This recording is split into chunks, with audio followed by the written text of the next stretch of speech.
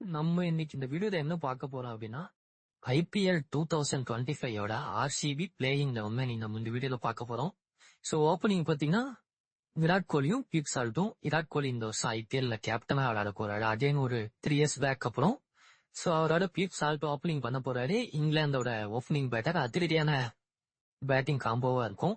So இவங்க 2 பேரும் ஒரு 6 ஓவர் இருந்தாங்களே கிட்டத்தட்ட ஒரு 60 to 70 ரன்ஸ் வந்துடும். ஸோ அப்புறம் பாத்தீங்கன்னா நம்பர் 3 ரஜத் பட்டிதார் விளையாட போறாரு. ஸோ கிங் ஆஃப் ஸ்பின்னர்னு தான் இவரை சொல்லணும்.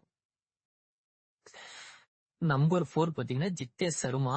இவரும் ஒரு நல்ல அதிரடியான பிளேயர் தான். ஸோ ஆர்சிபில எப்படி விளையாட போறாருன்னு பார்க்கலாம்.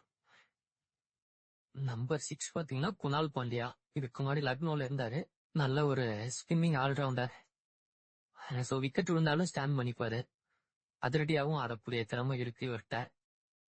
நெக்ஸ்ட் பாத்தீங்கன்னா லியாம் லிவிங்ஸ்டன் நம்பர் 5 வருவாரு.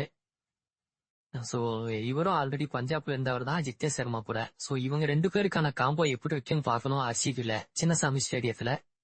நம்பர் 7 பாத்தீங்கன்னா டிம் டேவிட். தினேஷ் கார்த்திக் ஒரு ரிப்ளேஸ்மெண்டா எடுத்திருக்காங்க.